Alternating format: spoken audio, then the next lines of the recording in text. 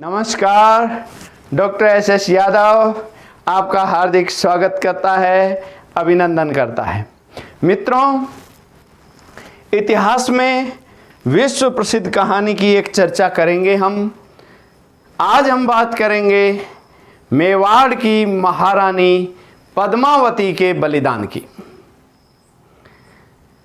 पद्मावती का विषय इतिहास में विवादित माना जाता है। कुछ इतिहासकार पद्मावती की ऐतिहासिकता को स्वीकार नहीं करते हैं और कुछ इतिहासकार उसको स्वीकार करते हैं। जहां तक पद्मावती के बलिदान की बात है, अलाउद्दीन खिलजी तुर्क राजपूत संघर्ष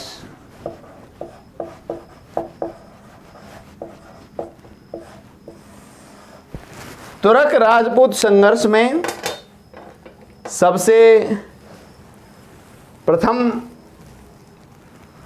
तो 1301 में रणथंबोर के किले को जीत लेता है अलाउद्दीन खिलजी, और 1303 में 1303 ईस्वी में चित्तौड़ पर आक्रमण करता है। चित्तौड़ पर आक्रमण का कारण क्या था? पद्मावती की कहानी इसके पीछे बताई जाती है। दूसरी बात, चित्तौड़ का किला एक सुदृढ़ किला था और उस सुदृढ़ किले को किसी भी सूरत में अलाउद्दीन खिलजी जीतना चाहता था। अब हम बात करें कि इसमें पद्मावती का क्या रोल था। पद्मावती या पद्मनी श्रीलंका के शासक गंधर्व सेन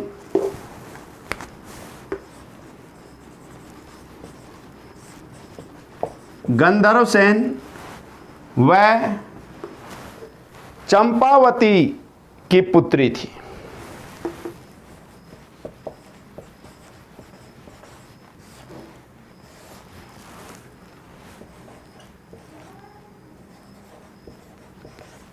पद्मनी या पद्मावती।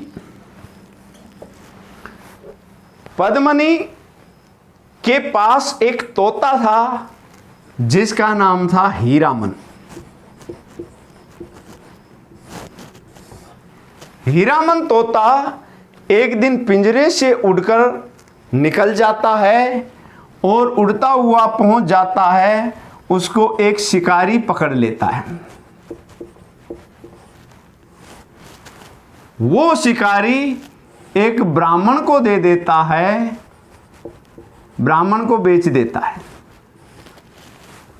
ब्राह्मण उस तोते को लेकर रतन सिंह के दरबार में जाता है और महाराणा रतन सिंह को ये तोता बेच देता है। बड़ी मुद्रा देता है वो ब्राह्मण को। कई जगह बताया गया है कि लगभग 1 लाख रुपए में ब्राह्मण रतन सिंह को हीरामन तोता बेच देता है। रतन सिंह की एक रानी थी। रतन सिंह की रानी थी नागमती। बहुत सुंदर रानी थी नागमती। नागमती जब सुंदर सज धज के तैयार होती है तो वो हीरामन तोता से कहती है कि बता, मैं कितनी खूबसूरत लग रही हूं, मेरे जितनी सुंदर कोई है क्या? तो ये हीरामन तोता कहता है कि अगर हंस नहीं हो तो बुगले ही सुंदर लगते हैं। आपसे कहीं अधिक सुंदर है पद्मनी। आपसे कई 100 गुना सुंदर है पद्मनी, जो श्रीलंका की राजकुमारी है। पद्मिनी की सौंदर्य की कहानी सुनकर रतन सिंह अपने हीरामन तोता के साथ श्रीलंका पहुंच जाता है। श्रीलंका पहुंच जाता है, वहां एक मंदिर में शरण लेता है।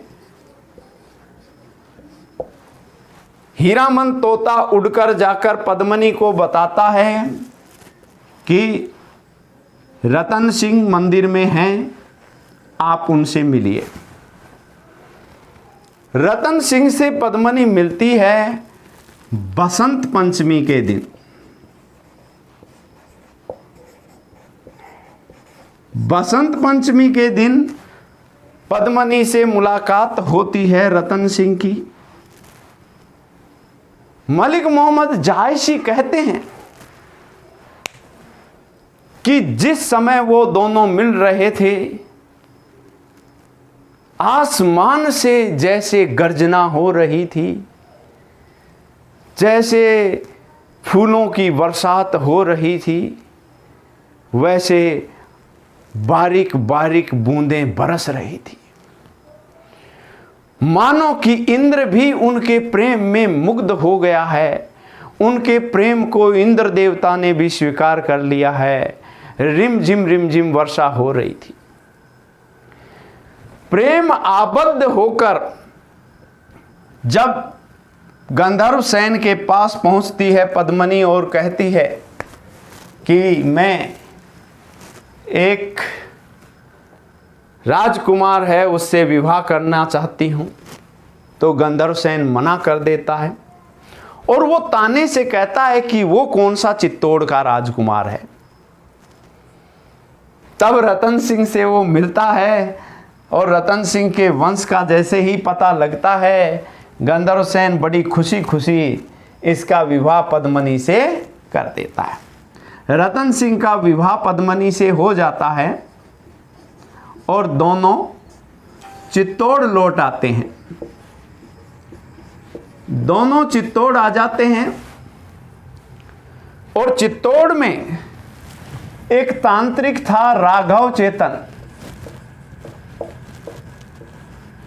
चित्तौड़ में एक तांत्रिक था राघव चेतन। इसने तंत्र विद्या से अनेक को मंत्र मुग्ध किया था। राघव चेतन की तंत्र विद्या से क्रोधित होकर रतन सिंह उसको देश निकाला दे देते हैं।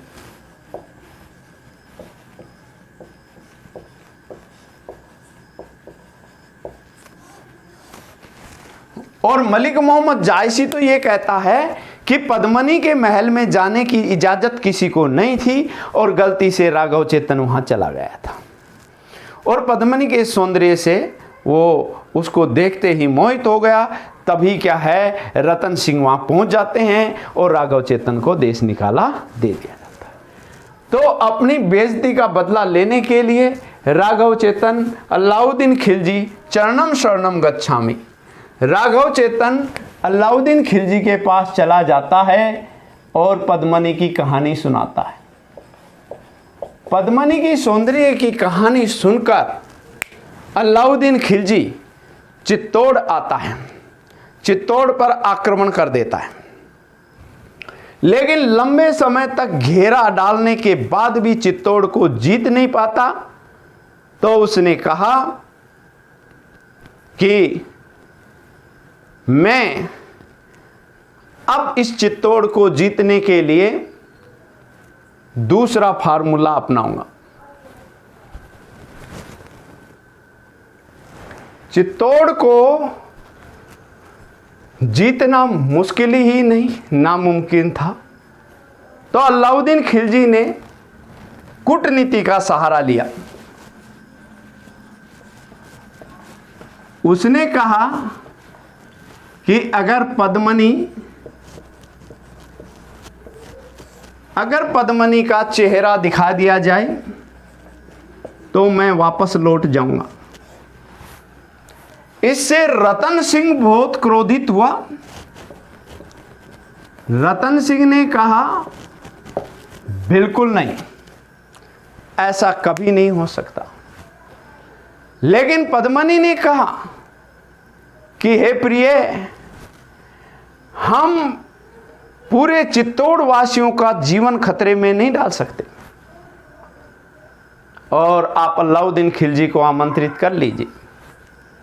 इस प्रकार पद्मिनी के कहने पर रतन सिंह ने अलाउद्दीन खिलजी को किले में आमंत्रित किया, भोजन किया।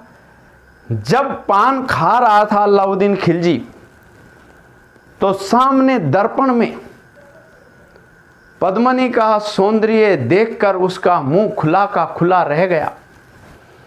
जायसी कहते हैं कि पान का पीक उसके क्या है, उसके वस्त्रों पे पान का पीक गिर गया। वो उसकी सौंदर्य से मंत्र मुग्ध हो गया, उसका मुंह खुला का खुला रह गया, और मन ही मन विचार करने लगा कि अब पद्मिनी को तो प्राप्त करके रहूंगा। जैसे ही रतन सिंह अलाउद्दीन खिलजी को दरवाजे तक छोड़ने आता है, सी ऑफ करने आता है, तो अलाउद्दीन खिलजी ने इशारा किया अपने सैनिकों को, और सैनिकों ने रतन सिंह को बंदी बना लिया।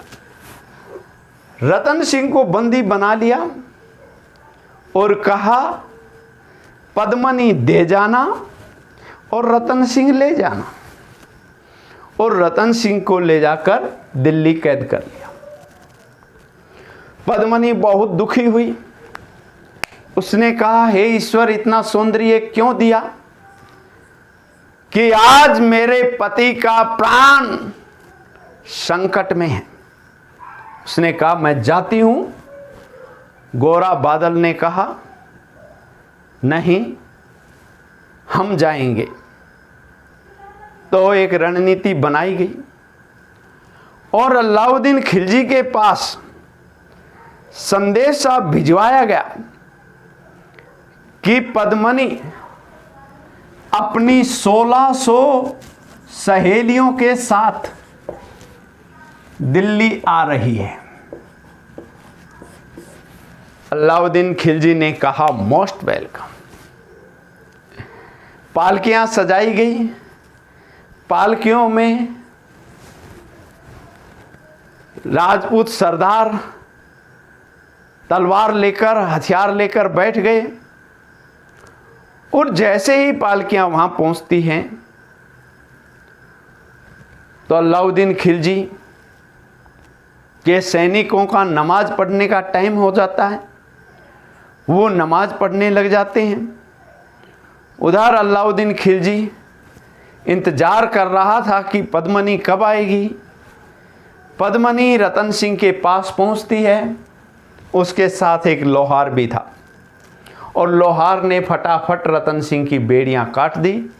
राजपूत सरदार तुर्कों पर टूट पड़े और रतन सिंह को आज़ाद कराकर पद्मिनी चित्तौड़ पहुंच गई। जैसे ही पद्मिनी चित्तौड़ पहुंचती है, आग बबूला होता है अलाउद्दीन खिलजी, और उसने चित्तौड़ पर आक्रमण कर दिया। राजपूतों ने केसरिया धारण किया, केसरिया पगड़ी धारण की, केसरिया बाना धारण करके राजपूत टूट पड़े। तुर्कों पर जबरदस्त संघर्ष हुआ। रतन सिंह लड़ता हुआ वीर गति को प्राप्त हो गया। 26 अगस्त 1303 को गोरा बादल रतन सिंह लड़ते हुए वीर गति को प्राप्त हो गए, और चित्तौड़ के किले पर अलाउद्दीन खिलजी का अधिकार हो गया। अलाउद्दीन खिलजी ने अपने पुत्र खिज्र खां, अलाउद्दीन खिलजी ने अपने पुत्र खिज्र खां को चित्तौड़ का किला सौंप दिया, और खिज्र खां ने इसका नाम बदलकर खिजराबाद कर दिया। खिजर खान ने चित्तौड़ का नाम बदलकर क्या कर दिया? खिजराबाद। उधर पद्मनी अपनी सभी सखी सहेलियों के साथ जो हर व्रत का पालन करने के लिए जा रही हैं, सारी सखी सहेलियां हर हर हर की ध्वनि करते हुए आग में छलांग लगा रही हैं। रतन सिंह देख रहा है कि पद्मनी जा रही है, अलाउद्दीन खिलजी देख रहा है कि पद्मनी अग्नि की तरफ जा रही है। वो जोर से चिल्लाता है, कहता है पद्मनी रुक जाओ, लेकिन पद्मनी नहीं रुकी, हर हर कहते हुए अग्नि में छलांग लगा देती है। अलाउद्दीन खिलजी वहाँ सिर पीट कर रह जाता है। मलिक मोहम्मद जायसी ने कहा, आँखों में बहरा था नीर, दुश्मनी का नहीं प्रेम का था, प्रेम तो था ही नहीं वासना थी, वासना में डूबा सुल्तान रो रहा था। इस प्रकार पद्मनी ने अपना सर्वस्व बलिदान दिया और इतिहास में अपना नाम अमर कर गई। लेकिन उस समय जो आंखों देखा हाल लिख रहा था अलाउद्दीन खिलजी के आक्रमण का, अमीर खुसरो, उसने पद्मनी का जिक्र नहीं किया है। उसने पद्मनी के बारे में बिल्कुल नहीं बताया। जो आंखों देखा हाल लिखा है, इसने तारीख़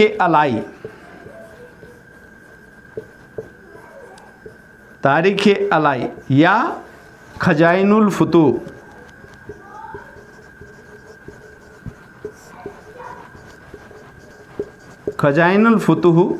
नामक पुस्तक लिखी। इन दोनों में इसका कोई वर्णन नहीं है, पद्मनी के कहानी का कोई वर्णन नहीं है। और कर्नल जेम्स टॉड, अबुल फजल का अकबरनामा, इनमें पद्मनी के सौंदर्य की कहानी छापी गई है। जहाँ तक बात करें हम मोहनोत नैन्सी ने भी पद्मनी के ऐतिहासिकता का वर्णन किया है, लेकिन सूर्यमल मिश्रण ने इसका वर्णन नहीं किया है। ये आपको ध्यान रखना है। सूर्यमल मिश्रण ने पद्मनी की ऐतिहासिकता को नकारा है और अमीर खुसरो ने, इन दोनों ने पद्मनी की ऐतिहासिकता को नकारा है। तो फिर मुलाकात होगी। नमस्कार, जय हिंद।